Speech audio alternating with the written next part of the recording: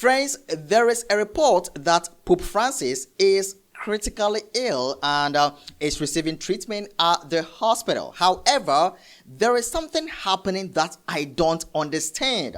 I don't get it at all.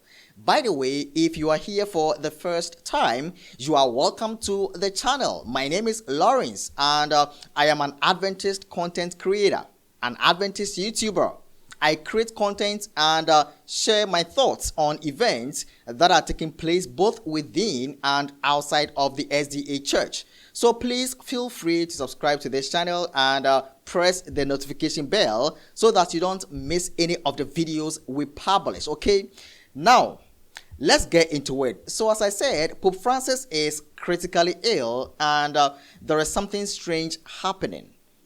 But before we get to what is really taking place, even as the Pope is critically ill, I want to share this with you.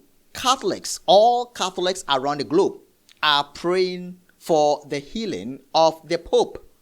And not only that, they are asking all Christians to pray for the healing of the Pope.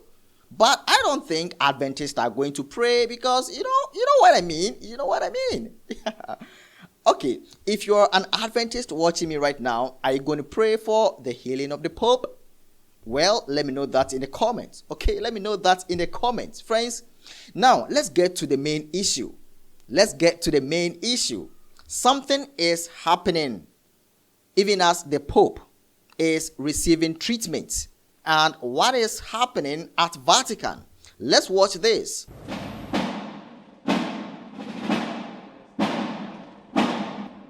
This is the world's smallest army, the Vatican Swiss Guards.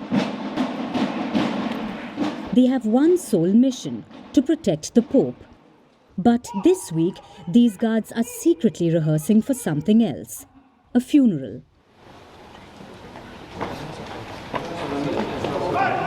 Pope Francis is in the hospital. The pontiff is 88 years old. He was suffering from bronchitis. Since then, he's developed pneumonia. He also has a respiratory infection. So the Vatican is worried. Reports suggest the Swiss Guard is rehearsing and preparing for a papal funeral. Why? Because even the Pope thinks he may not make it, that he will not survive this hospital visit. So clearly, the Vatican is preparing for the worst-case scenario. However, that hasn't stopped their work. Business goes on as usual, and for now, the Pope is taking decisions and calls. But he's also floated another idea, resignation. He could quit if he is impaired. Now, this wouldn't be a first. Popes have resigned in the past. In recent centuries, only one pontiff has done it. It is Pope Benedict XVI. He stepped down in 2013 due to concerns about his health. He was the first Holy See to resign in 600 years. It paved the way for Pope Francis's election. Pope Francis, in fact, already wrote a resignation letter. It was in 2013, shortly after he was chosen. He was worried about his health then. His concerns remain the same. Now a pope has to resign via a letter.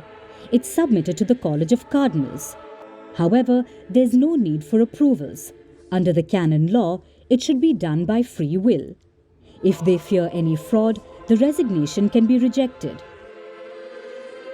Which brings us to the process of selecting a new pope. It's done in a private gathering at the Vatican called the Conclave. Technically, any Roman Catholic male can be elected pope. But who elects this pope? It's the College of Cardinals. When a new pope has to be selected, every cardinal under the age of 80 travels to Rome. Once they are in the Vatican, the process starts. The voting happens at the Sistine Chapel.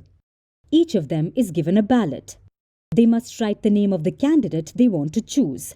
However, they can't elect themselves. If a cardinal receives over 2/3 of the vote, he becomes the pope. If no one gets the vote, it continues for days until and unless a new pope is chosen. Now the process itself is very secretive. Voting happens behind closed doors. The cardinals can't talk to anyone but themselves. There are no phones or cameras. No one is allowed inside the Sistine Chapel. But once the vote is done, ballots are burned with a chemical. If the smoke coming out is white, a new pope is chosen. If the smoke is black, that means no decision has been reached and the voting continues. The smoke is for the world to remain updated with the proceedings behind the closed doors. So as the Vatican prepares for every possibility, a recovery, a resignation or a final farewell, one thing is certain. Whether in life or in death, the legacy of Pope Francis will be written soon, and the future of the Church may be about to change. The Pope is sick and people are rehearsing for his funeral. What? What is going on? The Pope is not dead. And why are people rehearsing for his funeral? Are they praying for his death? I don't know if that is a practice in the Western world. I don't know. If you are watching me from any of the Western countries, please let me understand this, because I don't understand. I don't understand at all. Here in Africa, we don't do that. You know, if somebody is not dead, we don't rehearse for his funeral. Even if we know the person is going to die, we don't rehearse for his funeral, because who knows, maybe God will intervene and heal that person. So we don't do that. Reports suggest the Swiss Guard is rehearsing and preparing for a papal funeral. Why? Because even the Pope thinks he may not make it, that he will not survive this hospital visit. So clearly, the Vatican is preparing for the worst case scenario. However, that hasn't stopped their work. Business goes on as usual, and for now, the Pope is taking decisions and calls. But he's also floated another idea: resignation. He could quit if he is impaired. Now, this wouldn't be a first. Popes have resigned in the past. Catholics are asking you to pray for the Pope. You know, are you going to do that? Friends, are you going to pray for the Pope? Well, this is all that I had to share with you concerning what is happening outside of the SDA Church. There are many stories coming up, so don't go anywhere, right? Stay right here, especially if you have not subscribed to the channel. Do subscribe so that you don't miss any of the videos we publish. Thanks for watching. See you next time. God bless.